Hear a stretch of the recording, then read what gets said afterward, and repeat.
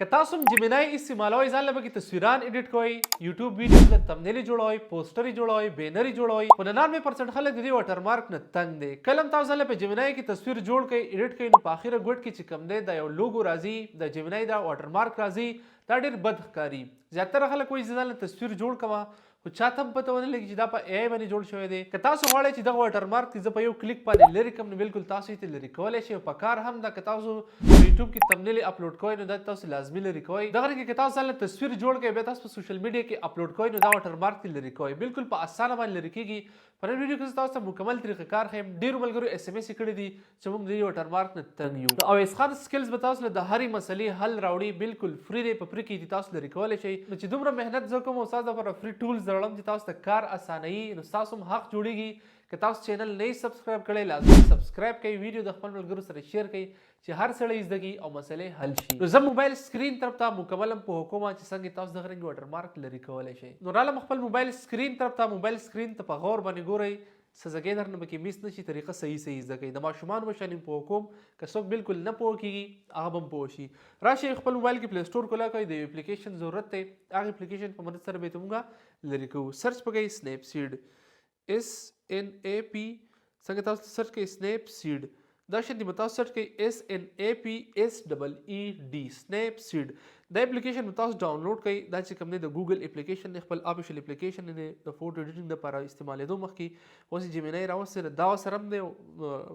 دا اپلیکیشن سره هم دی جیمینای هم دا نو دا چې کوم دی 100 میلیون ډاونلوډ دي دا د ګوګل اپلیکیشن دی برابر تاسو ته ښکاریم ګوګل LLC زما سره الریډي ډاونلوډ دی خو اوس اپډیټ کوم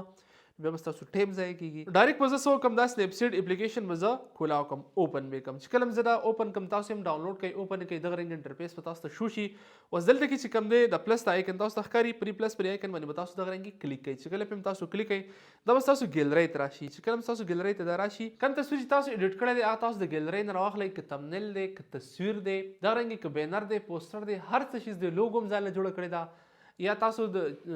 هر شي تاسو د ځان لپاره جوړ کړی دی अब تاسو د ګیلرۍ نه راواخلئ دغه رنګي اوس تاسو ته ښکاري پرې ګوټ کې د جیمینای دا لوګو دا اوس په زه څه وکړم دا به زه ریموو کړم څنګه به یې ریموو کړم په دې ټول باندې به کلیک کړم چې کله زه په ټول باندې کلیک کړم تاسو به ډېر شي ټولز راوړي ایډیټینګ ټولز به تاسو ته راوړي په دې اپلیکیشن کې دننه خو دلته کې لیکلی دی هیلینګ تاسو ته ښکاري دا ډبل دا کراس غونډه کې چې دی هیلینګ دې باندې به تاسو کلیک کوئ چې کله تاسو په دې باندې کلیک کوئ اوس به څه وکړئ د خپله ګوته نه دا به دې ګوټ ته راوړئ معمولي او ټک پسې راپورکئ ګورئ لاړې کلیک هم وکړو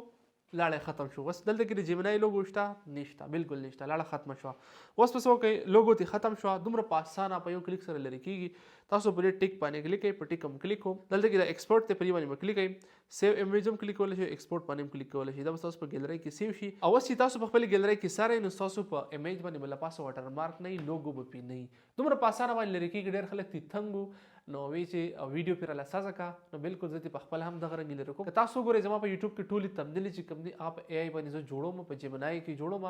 لوګو پرې راځي په دې طریقې ته لري کوم تاسو یې هم لري کولی شئ نو بالکل اسانه طریقه ده ویډیو لازمي شیر کړئ چې هر سړی زده کړي او چینل هم نه سبسکرایب کړئ لازمي سبسکرایب کړئ الله حافظ